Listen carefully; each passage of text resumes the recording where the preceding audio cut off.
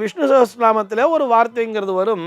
பத்மநாபோ அமரப்பிரபு என்பதை ஒரு அந்தனர் என்ன பண்ணாராம், அவர் டெய்லி உச்சரித்து கொண்டே வரும்பொழுது பத்மநாபோ மரப்பிரபு பத்மநாபோ மரப்பிரபு என்று சொல்லிக்கொண்டே இருந்தாராம். பத்மநாபோ மரப்பிரபு என்று இவர் சொல்வதை கேட்ட மற்றொரு பண்டிதர் வந்து பார்த்து, அட மடையா, பத்மநாபோ மரப்பிரபு என்று சொல்கிறாயே, அப்படி சொல்லப்படாது, நீ சொல்லதே அனர்த்தமாயிடுச்சு, பத்மநாபோ அமரப்பிரபு என்று சொல்ல வேண்டும். அமரர்களுக்கெல்லாம், அதாவது தேவர்களுக்கெல்லாம் தலைவன் அந்த பத்மநாபன் என்பதுதான் அதனுடைய பொருள் அப்படின்னு சொல்லி திட்டினாராம் அந்த பண்டிதர். இதனை கேட்ட உடனேயே அந்த அந்தணனுக்கு ரொம்ப வருத்தமா போயிடுச்சாம். ஆஹா, இவ்வளவு நாளா நம்ம தப்பா உச்சரித்து கொண்டு வந்திருக்கோம் போல இருக்கு, பொருள் தெரியாம தப்பா உச்சரிச்சிட்டோமேன்னு சொல்லிட்டு மிகவும் வருத்தப்பட்டு அந்த நாளிலிருந்து மறுபடியும் பத்மநாபோ அமரப்பிரபு அமரப்பிரபுன்னு சொல்லி பிராக்டிஸ் பண்ணிட்டே இருந்தாராம்.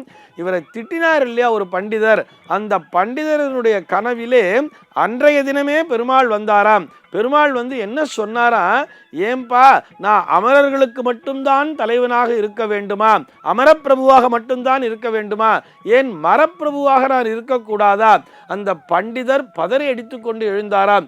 நேராக மறுநாள் காலையில் போய் அந்த அந்தணருடைய காலிலேயே விழுந்தாராம். ஐயா, நீர் சொன்னது சரிதான், இறைவன் மரத்திற்கும் தலைவன் தான், இதனை நான் தான் தவறாக புரிந்து கொண்டிருக்கிறேன்.